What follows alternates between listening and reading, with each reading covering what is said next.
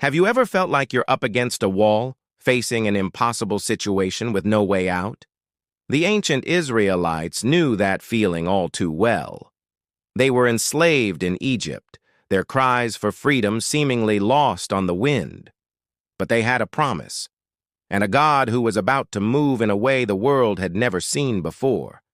Today, we're diving into Exodus chapters 7 and 8, where the ultimate showdown begins between Moses and the most powerful ruler on earth, Pharaoh. God had given Moses a clear command. Go to Pharaoh and tell him, "This is what the Lord, the God of the Hebrews, says, let my people go." But Pharaoh's heart was hard. He was a man who believed he was a god himself, surrounded by wealth, power, and his own court of magicians who could perform what seemed like miracles. So the first confrontation happens. Moses and his brother Aaron stand before Pharaoh. Aaron throws down his staff, and poof, it turns into a snake.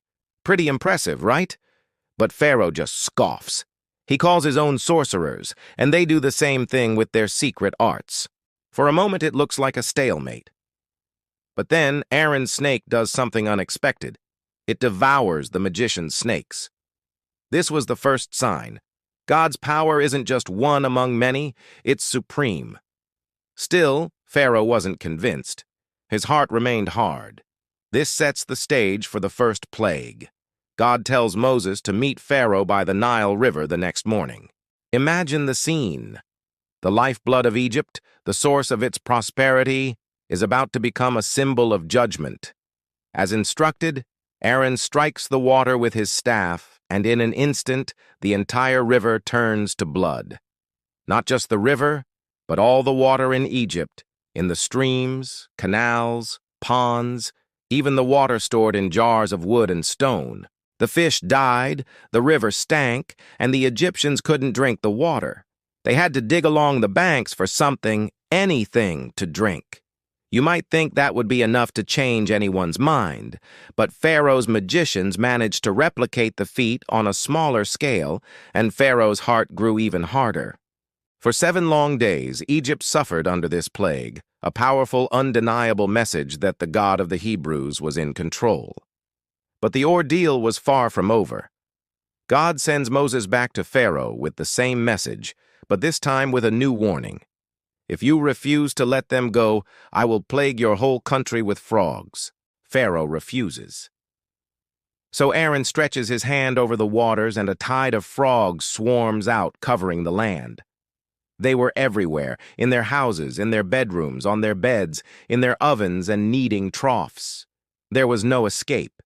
This time the plague was too personal, too invasive.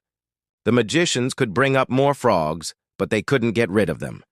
Finally, Pharaoh cracks, just a little. He summons Moses and Aaron and says, "Pray to the Lord to take the frogs away from me and my people, and I will let your people go." Moses agrees, even letting Pharaoh choose the time for the frogs to be removed, to show him that this was no coincidence. It was the hand of God. Moses prays, and the next day, the frogs die. They are gathered into huge, stinking piles all across the land. But as soon as there was relief, what does Pharaoh do? He hardens his heart once again and goes back on his word. The story doesn't end there. The third plague comes without warning. Aaron strikes the dust of the ground, and it becomes gnats throughout all the land, tormenting people and animals. This time, Pharaoh's magicians are stumped. They try to produce gnats with their secret arts, but they can't. They are forced to admit to Pharaoh, this is the finger of God. Yet even with his own experts telling him he's outmatched, Pharaoh's heart remained hard. These chapters are more than just an epic story of plagues. They're a powerful illustration of God's patience and his power. He gives Pharaoh chance after chance to listen, to humble himself.